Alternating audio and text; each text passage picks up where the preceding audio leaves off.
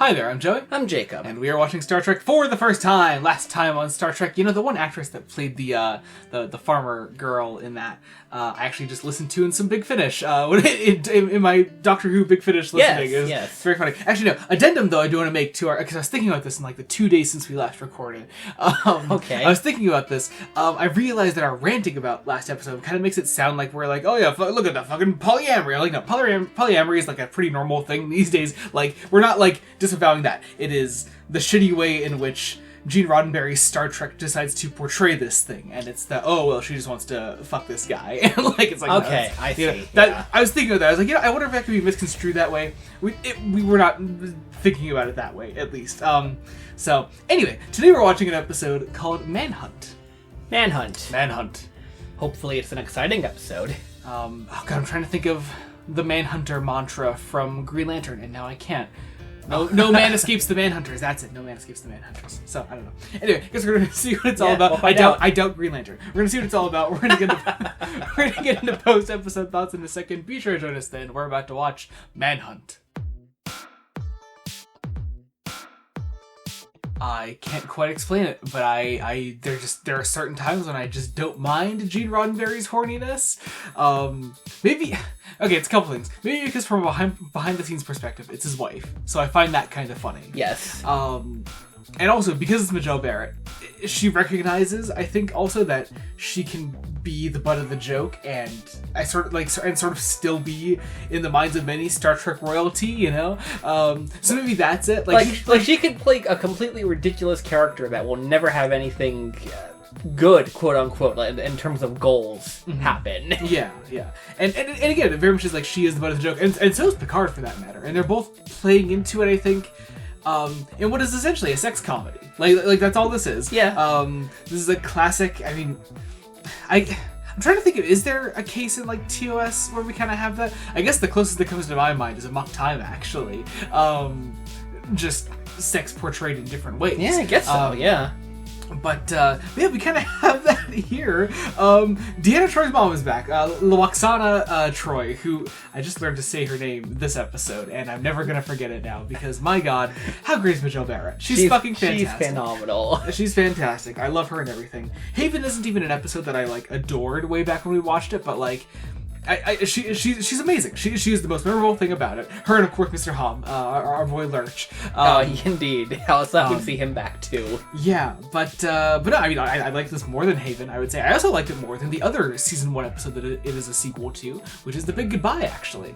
I just thought this was good, and also I have to say, I'm gonna remember this title for the rest of my life. I have it circled in my notes. It's called Manhunt. Yes. Which the second that dawned on us, I think it was just one of those many moments where I kind of wish we were filming ourselves. Like, yeah, son of a bitch. That's actually great. It's like way back when we first started this adventure, and I realized that the title "The Man Trap" referred to a woman as well. So indeed. Oh, Roddenberry. I'm assuming he's the guy making these decisions. If not, he's okaying them. Yeah, so he's not helping the matter. In TOS, I imagine in TOS it was more hands-on. Mm-hmm. This is more like, what's it called? What's the plot? Sounds good. Yeah. Oh god. You know, we have updated, I think this is the first time we've ever seen this in TNG, the updated sort of ambassador, like, ceremonial dress for Starfleet people. I can't remember seeing it before. Maybe we have seen it before. This is the first time it's really stood out to me, though. They used to have those fancy little badges and the little like gold lining in TOS. And I think Kirk had like a green coat. His was more distinct. Yeah. But here, no, it's they have like sort of like longer, like almost like skirt like things. They have a different sort of. I mean, they do call it ambassadorial dress. Yeah, it is kind of literally. Yeah. It does cause Loxana to notice Picard's legs, which is, again, there are just certain things where I was like, I don't mind it. I actually don't mind it here. I think on many other occasions, there's just something this episode does different that I think actually makes it work for me. It's not even the greatest thing in the world, but I mean, maybe also it's the fact that it is an episode entirely focused on Loxana Troy that makes me enjoy it. You know? Yeah, she gets to play it up. She gets to be really big, kind of hammy about it. Yeah. On top of the fact she is just constantly looking to have sex with the captain. Yes. There was that whole bit where Picard like hides away in the holodeck, and so she goes looking for someone different. And I was like, look, we know it's gonna be Riker. Could we just cut to the chase? Like we do thing with we do thing with Wesley, which I'm really I'm weirded out by. I don't like the feeling that gives me. Like she is specifically looking for people. It's almost like she turns to how do you say his name? Who? Mr. Hom? Yeah, Mr. Hom. Yes. She turns to him and is like, all right, who's next? Like, she has a list of just people she's looking for. At which point I looked at my list of characters here and I was like, okay, Geordi's not in this episode. Data's a computer. They're definitely not going to have her fuck a woman, although they fucking should. And so the only other option is Riker. So it's going to be Riker. Like, of course it is. But man, there's just a bit where you can tell she considers Wesley, and she does. Although they also very smartly have some dialogue where she's like, "I can't wait, not happening." Yeah. Anyway, and then behind the scenes, the B plot is there's some fish people. There are some little fish ambassadors that it turns out are ambassadors, quote unquote. That it turns out are assassins that want to bomb this conference on this planet, and it leads to a funny final gag, but also it's a kind of pointless B plot. I mean, yeah, and then as far as like the holodeck goes, you have essentially a kind of just okay sequel to The Big Goodbye.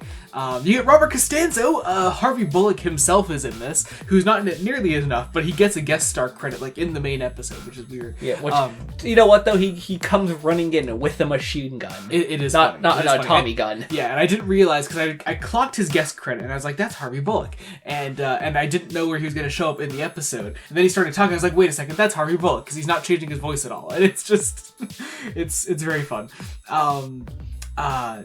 Overall, I do wish, like, I don't think we needed to focus on the holodeck stuff as much as we did, because at the end of the day, it literally is just Picard hiding away, and there's not any conflict actually happening in the holodeck. The whole holodeck sequence could have all taken place inside the office. Yeah, they didn't need to have a whole other bar set. Yeah, exactly.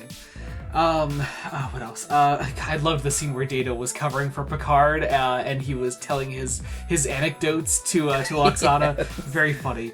Loved that. Oh, it's so good.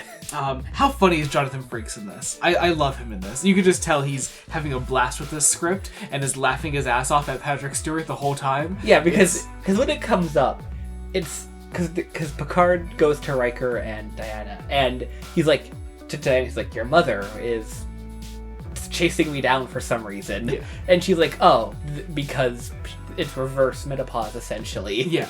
And Riker's, I knew that. Yeah. When we started dating, me and Diana, either in the past Deanna or recently, regardless of when that actually happened, he's like, she told me about this. Yeah. Yep. Very funny. Speaking of, also, Marina Sirtis as Deanna Troi is also having a blast with this episode as well. You can tell she's just having a really fun time with this script. She's given a lot to work with. She's very funny. I love her scene with Pulaski where she's like, Picard is being like pulled into the phase that my mother has going on, and Pulaski's like, oh, fucking let it happen then. Fuck that guy. Like, you know? She's like, it's good for him at his age. Yeah. That is, if it couldn't get any better. Just for my own personal enjoyment, there's a scene where Majel Barrett is in stereo. It's Loxana Troi talking to the ship's computer, and it's very funny. So yeah, that was Manhunt. I didn't even love it. No, but I had a fantastic time with it. This is one of those cases where, like, when we were watching TOS, where I didn't love it, but this is comfortable Star Trek. I would throw this on just to have a great time, because it's a great time. It's a good time. I absolutely enjoyed it. Yeah.